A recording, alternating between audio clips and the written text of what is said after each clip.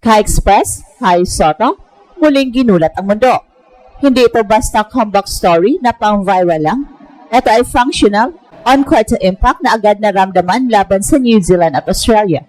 Sa pagbabalik ni Kai, malinaw na ang Gilas ay hindi lang bumalik sa dating anyo, kundi umangat sa mas mataas na angkas ng competitiveness sa Asia-Oceania level.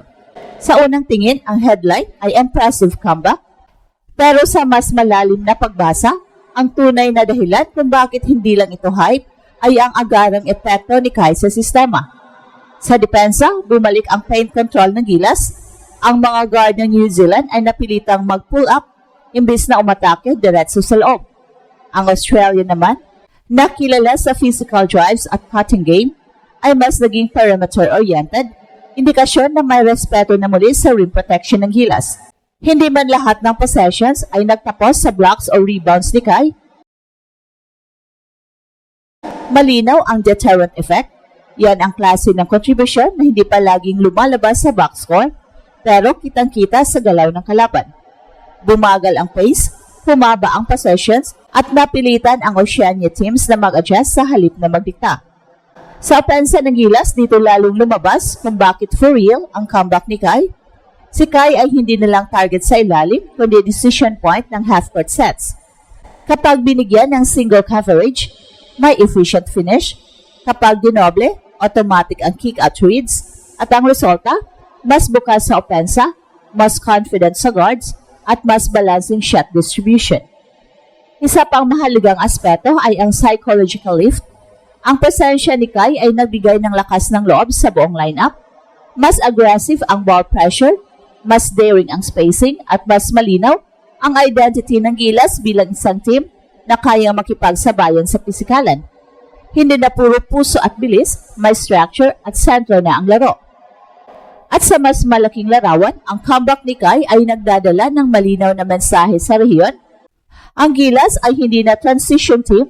Ito ay isang legitimate contender na may centerpiece na kayang pilitin ang New Zealand at Australia na mag-adjust. At dito nagiging malinaw ang tanong kung ang dalawang pinakamalalakas sa Asia-Oceania ay kailangang magbago ng approach dahil sa isang Pinoy Central.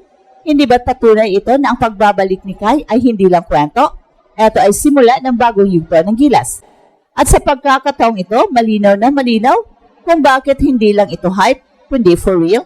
Sa pagbabalik ni Kai, agad na nakita ang epekto laban sa New Zealand at Australia.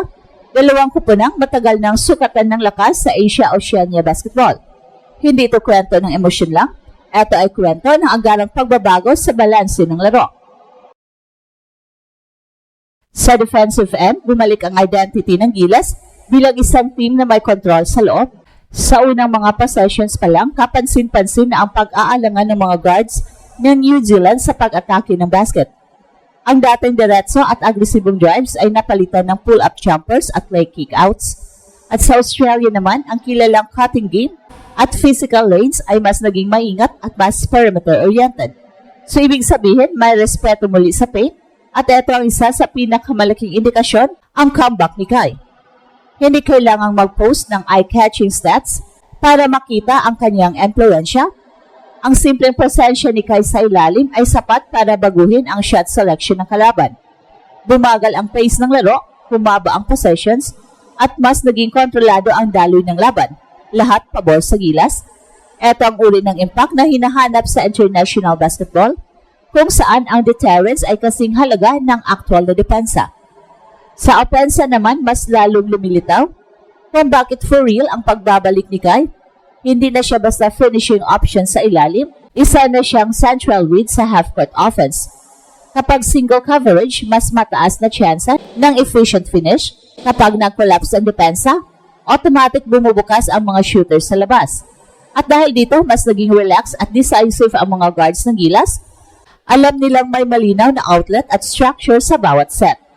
Ang resulta ay mas balancing opensa. Hindi na kailangang pilitin ang mahihirap na tira. Mas maayos ang ball movement, mas tama ang spacing, at mas malinaw ang roles ng bawat isa. Ito ang malaking kaibahan kumpara sa mga nakarang laban ng Gilas kontra Oceania teams, kung saan kadalasan ay kailangang maging near perfect ang execution para manatiling dikit. At higit sa lahat, May psychological effect ang pagbabalik ni Kai. Ang buong team ay naglaro ng may kumpiyansa, mas aggressive sa depensa, mas matapang na opensa at mas disiplinado sa rotations. Hindi na ito gilas na umaasa lang sa momentum. Ito ang gilas na may sentro at may malinaw na identity. At sa puntong ito, malinaw na ang comeback ni Kai ay hindi lang pansamantalang boost. Ito ay structural upgrade para sa gilas. At habang papalapit ang mas mabibigat na laban, ang tanong ngayon ay, paano pa lalo palalakasin ng gilas ang sistemang umiikot kay Kai laban sa pinakamahuhusay sa rehiyon? Sisilipin natin ang mas malalim na implikasyon nito sa game planning at long-term outlook ng gilas. At ang pagbabago ay hindi lang sa loob ng court. Ito ay nasa paraan ng pag-atake, pagdepensa at pagbasa ng laro sa bawat possession. Sa defensive structure ng gilas, mas naging compact at disiplinado ang rotations dahil may malinaw na paint anchor, mas kaya ng perimeter defenders na mag-pressure sa bola. Hindi na kailangang mag-overhelp agad dahil alam nila may backline presence na sasalo. Ang epekto nito ay mas maayos na closeouts at mas konting open lanes.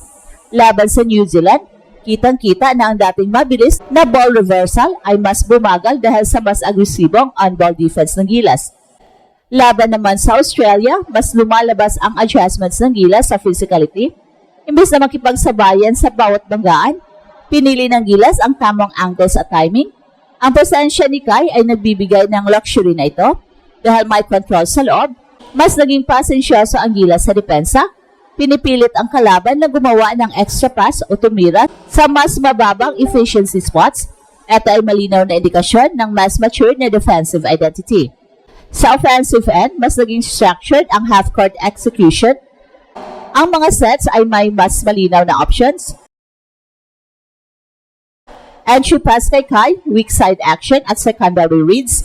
Hindi na basta reaction basketball. Ang bawat galaw ay may layunin. Kapag hindi agad available ang loob, mabilis ang swing palabas. Kapag nag-stay home ang depensa, babalik ang bola sa loob.